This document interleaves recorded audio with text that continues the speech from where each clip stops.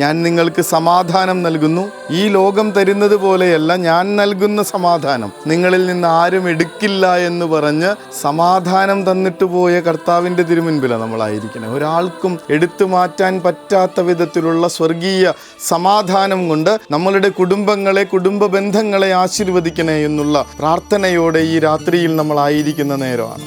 ഒരു വീട്ടിലേക്ക് കടന്നു ചെല്ലുമ്പോൾ സന്തോഷം നൽകുന്നൊരു കാര്യം, ആ കുടുംബത്തിന് ഇട്ടിരിക്കുന്ന പേര് തന്നെ ഷാലോം.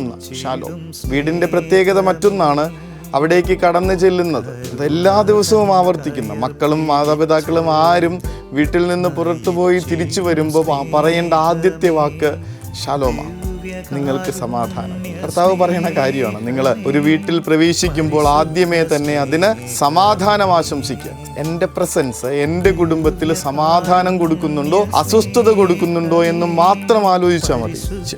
എപ്പോഴും ഇങ്ങനെ ഒച്ചപ്പാടുണ്ടാക്കുന്നതല്ല പറയണത്. പക്ഷെ ഒരു കാര്യത്തെക്കുറിച്ച് ആകുലപ്പെട്ട് ആ കുടുംബത്തിന്റെ അസ്വസ്ഥത നഷ്ടപ്പെടുത്തുന്ന ഒരു രീതിയുണ്ട് നമുക്ക്. സുവിശേഷത്തിൽ കർത്താവ് അത് ഓർമ്മപ്പെടുത്തുന്നുണ്ട്. നിങ്ങൾ ആകുലപ്പെടേണ്ട കാര്യമില്ല, സമാധാനം കൊടുക്കുന്നവരായി മാറും. നിങ്ങൾ ആകുലരാവുന്നത് കൊണ്ട് നിങ്ങളുടെ ആയുസ്സിന്റെ ഒരു മുഴമെങ്കിലും കുറയ്ക്കാനോ കൂട്ടാനോ നിങ്ങൾക്കാവില്ലല്ലോ.